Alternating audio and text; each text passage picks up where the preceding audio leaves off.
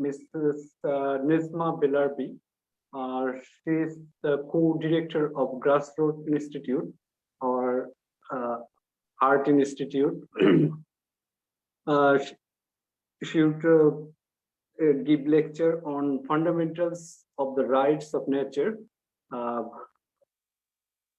Mrs. Nejma Belarbi, we're inviting you for your lecture. Hello, good morning, everyone. Thank you so much, Dr. Yin, for your presentation and the important information that you presented. A lot of the work that we do is very much based on the importance of traditional ecological knowledge. And it's so important, the very last thing that you said about how to incorporate it into policy, which brings me to this one aspect that has been happening, but also a little bit runs the risk to forget a little bit about the traditional ecological knowledge that is so important from Indigenous communities. But I will share my presentation. Let's see here.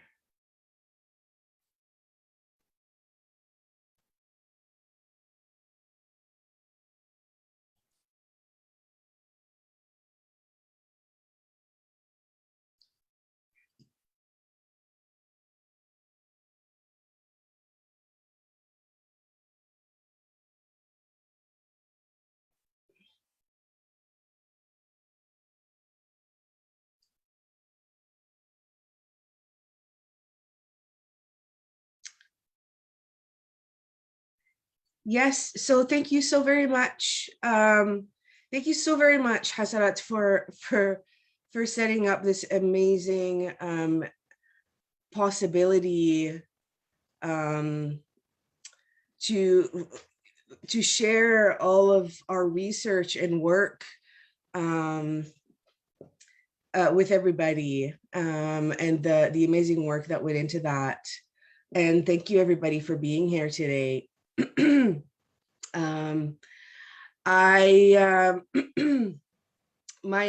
name is Nejma Belarbi.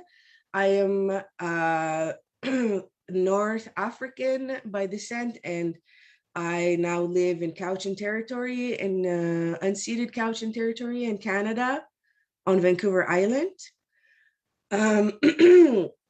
I am, as my friend Shahidul was mentioning, I am a board director of the Grassroots Institute, and I am also a consultant with an organization that's called Terra Ethics, and we do work supporting collaborative design towards ethical sustainability. And we do a lot of work for equity in practice here that addresses equity issues globally. And some of the work that we do based on both equity and sustainability, ethical sustainability, is projects with Indigenous communities on the rights of nature and how to implement them. And so actually, what was so amazing about Dr. Yin's presentation at the very end, when he was talking about how to incorporate traditional ecological knowledge into policy, but also into scientific processes and in academia, is one of the projects that has been happening here with the Indigenous communities in Canada, in Manitoba, is called Reconciling Ways of Knowing. And so that has been a very excellent bridge in the work that we're all attempting to do, I think. It's very new, but what we're seeing is that the rights of nature, which is a very much indigenous worldview, coming into a larger platform, essentially. So I'm very honored to be here today with all of you and share some insights on this topic. So what are the rights of nature? So the rights of nature are based on inherent rights or fundamental rights of all beings. So that means that each being that is existent on this planet has equal value, essentially.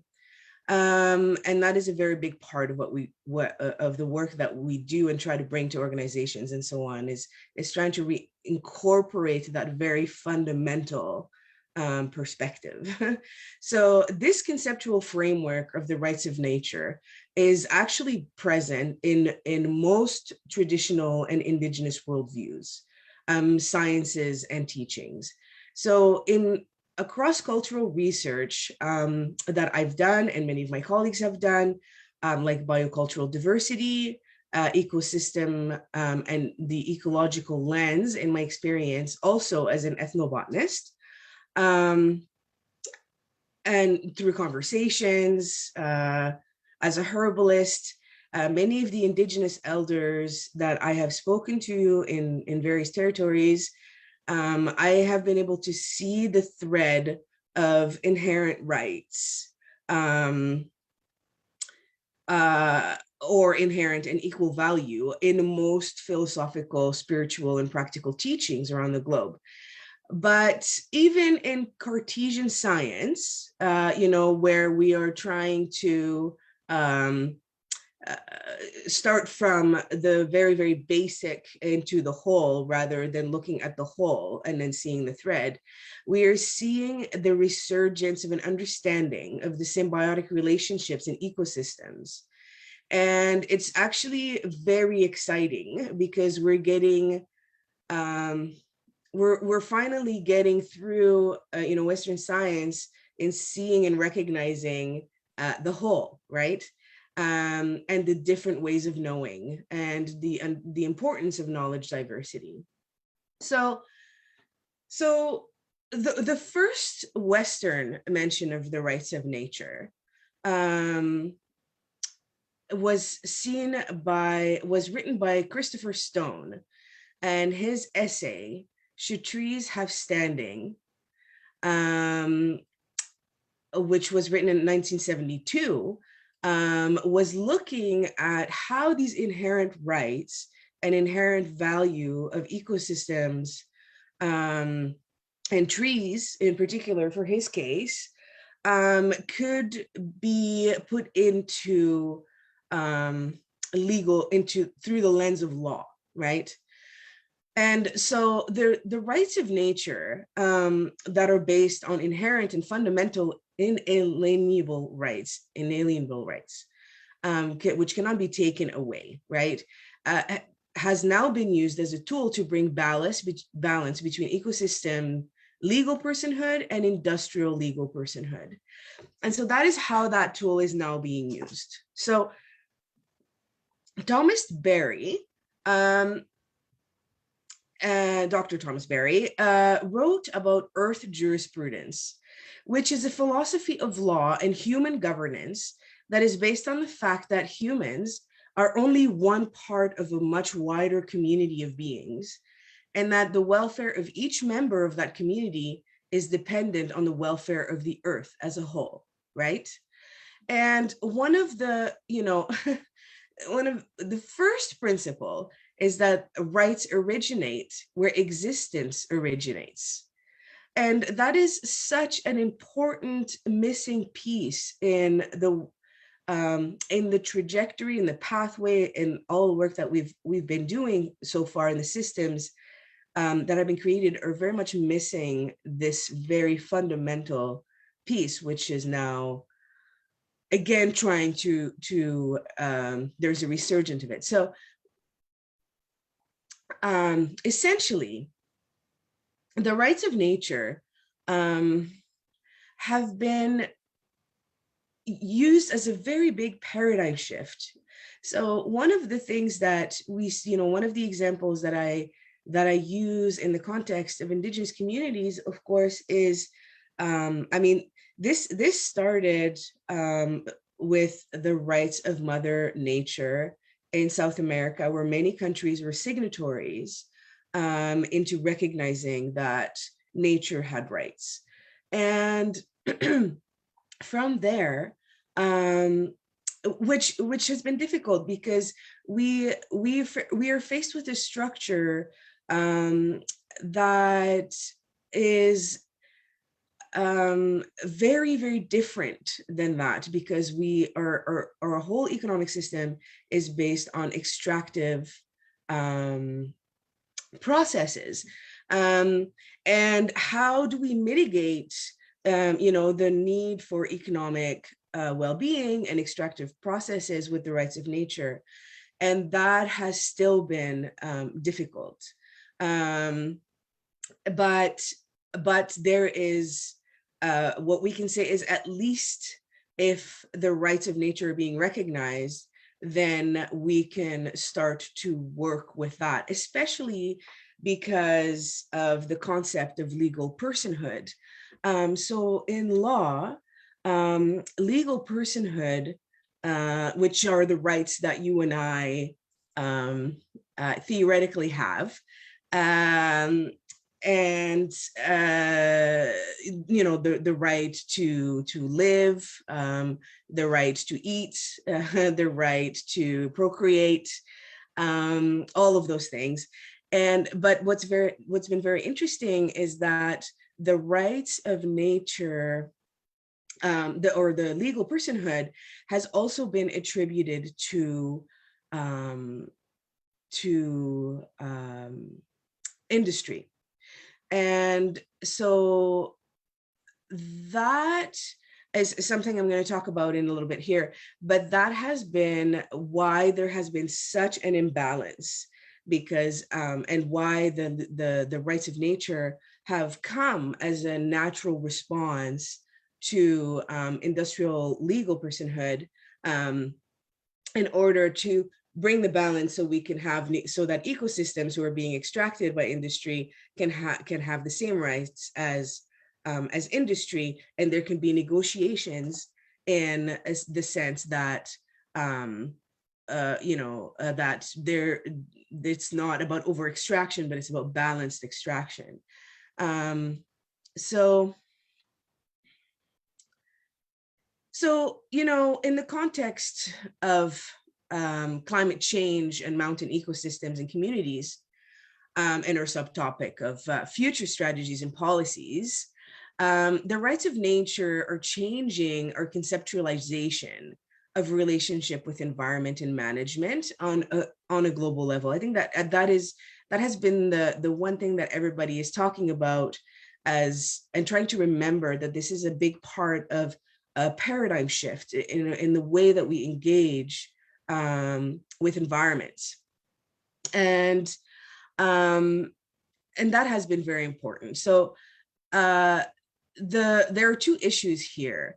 One is the issue of equitable ecological governance for communities on a global level, and the lack of ecological relational lens in the dominant perspective. So in the main industrial dominant perspective. So from a rights of nature perspective, all beings, including ecosystems as a whole, have intrinsic value, and therefore laws to protect their rights can be used as binding instruments. So in this sense, it brings us closer to recognizing even our own intrinsic value, and shift the way we relate to ecosystems into rights-bearing entities rather than solely for exploitation, which would considerably change our resource management strategies. The work that we're doing is very much related to governance, however, in the rights of nature, which has not been something that has happened across the rights of nature movement necessarily, but definitely can be used as a tool. And so the relationship that communities have with ecosystems are what we're saying is that those are fundamental in the management, essentially, of the legal personhood. So the governing boards, but the way that we're trying to do it is that the governing boards, which is a replica of what happened in New Zealand with the Wanganui River, actually, although the way that they were able to attribute legal personhood rights to the Wanganui River was through a treaty process with the Crown. Now, that's not always, because different Indigenous communities work differently and have different relationships and so on with the Crown and the treaty process. But what they have done is that they have a governing body that speaks for the river and as the river, because they are, in a sense, so tightly related to the river and the ecosystem as kin and as family, as descendants of. Within their stories and their worldview and understanding. And so the governing board ends up being, by majority Indigenous and is led by the Indigenous communities and knowledge keepers of the territories that are to be recognized as rights-bearing entities in these ecosystems. Here in Canada, it's only happened in two places, very recently with the Magpie River in Quebec with the Innu community. And they were able to have a unilateral declaration that declared that the river is a living entity and that it is a rights-bearing entity. And similar in another territory here in BC. But there, as you can imagine, because of the systems that we're living in, it is very difficult to implement this because it feels so theoretical to the majority of dominant culture, because there has been such a disconnect between that understanding and, of course, the culture that that we are engaging with and that many of us are part of. So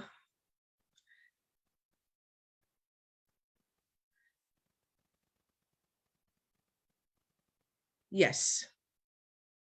Sorry. Okay. So let's see here. Right. So the concept of legal personhood status in law. Again, I'm not a lawyer, I'm an ethnobotanist, but many of my colleagues are environmental lawyers from different areas of the world, and which has been really fantastic, and I've been learning a lot. But of course, my work is very much based on our connection to different, various ecosystems, and, working and actually bringing folks together, people together from different modalities in trying to work on this. But the concept of corporate legal personhood actually dates back to 800 BC. And it, one of the first recognition, so it's a very, very normal, organic concept. I think that there was a time where I was very upset that industry had legal personhood. And then when I looked into the history of it, it actually made sense.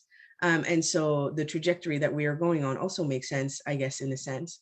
And so it started in 100 BC with guilds in India, and in the late Roman Republic continued this trend. And it made sense because collective entities, such as businesses, for example, or guilds, could enter into contract on their own and stay alive, right? Essentially, past the mortality of the individual that operated them, essentially. So in that sense, that makes very much sense. And so legal personhood of industry today serves the same purpose. It can enter into contract with others, it can acquire land, etc. But the issue we see today is that extractive industry is structured around profit. And we are seeing more corporate responsibility to an extent now, but I know it has been difficult for them as well. But especially, and a lot of the work that I think corporations are doing now to try to mitigate is, like carbon sequestration, for example, but also especially through funding streams in addressing conservation and equity issues, and so on. However, in this structure, corporations as legal persons can sue for a loss of profit. So if you want to stop logging in an area, for example, which is something that is happening here on Vancouver Island, it's a breach of contract usually, and loss or profit or livelihood or income in the framework of legal personality, which also makes sense through the lens of law and protection of industry, but it makes it impossible to try to mitigate these over-extractive practices, which, to the detriment of many. One of the examples that I have here is we have this area here called Fairy Creek. It is one of the last old growth forests, temperate ecosystem.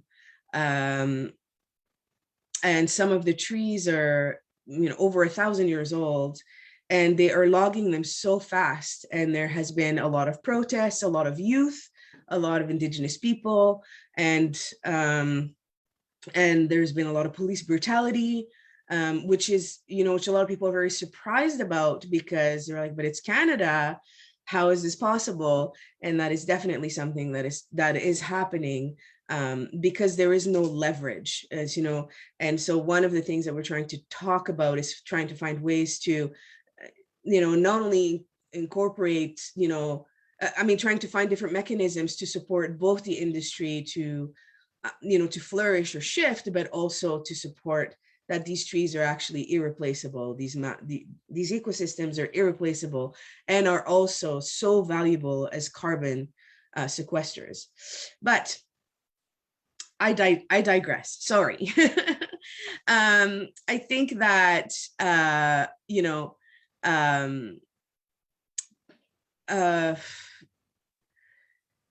yeah. So that what I was just saying, that there's no leverage from ecosystems. And so we enter into this polarized situation between industry and conservation, or industry and Indigenous people, or farmers, farming, over-tilling and soil loss and so on and so forth, and and the world and so on. And so there is a cognitive dissonance between these two worldviews. And one of the things is that the rights of nature, which is a legal Western framework, is able to bring in Indigenous law and traditional ecological knowledge and worldview into the legal sphere. Am I over time? I'm sorry, Mrs. Belarbi, to remind you, please finish within 3 minutes. 3 minutes. Okay, I will try to go as fast as I can.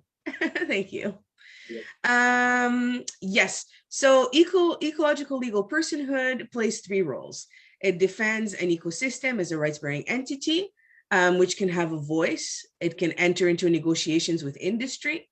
It can enter into contract with industry. So this is a very different framework. So, and again, one of the really important parts here is the relational lens, is how we relate to environment as rights-bearing entities. Again, we can enter into contract with ecosystems. That is, I think, one of the most novel idea. Also, ecosystems can have a seat in boards, essentially, both industrial and conservation boards, or municipalities or government even, at some point, maybe in my lifetime. And it brings in eco-literacy, which is very important. And so there has been, both binding and non-binding instruments, which I talk about here, as you can see. There's, tools for litigation, which has happened, and there has been a successful litigation against industry in Ecuador in particular. And, ecosystems become protected by law and have a standing in court. And so on and so forth. And the non-binding instruments are more about sort of paradigm shifts. Now, there is this, and I highly, I believe I have that in my supporting material, but this is a map from, they're called the Earth Law Center, who are our colleagues, and it shows you in the world where the rights of nature have been implemented. Again, the absence of the rights of nature has or the intrinsic and fundamental value and relational engagements with environments, has caused a lot of the issues that we are seeing here, which is causing a direct effect to climate change, but also to inequity in the world, which continues. So I guess one of the rights of nature and equity are actually based on the same issue, and that's a lot of the work that we're doing.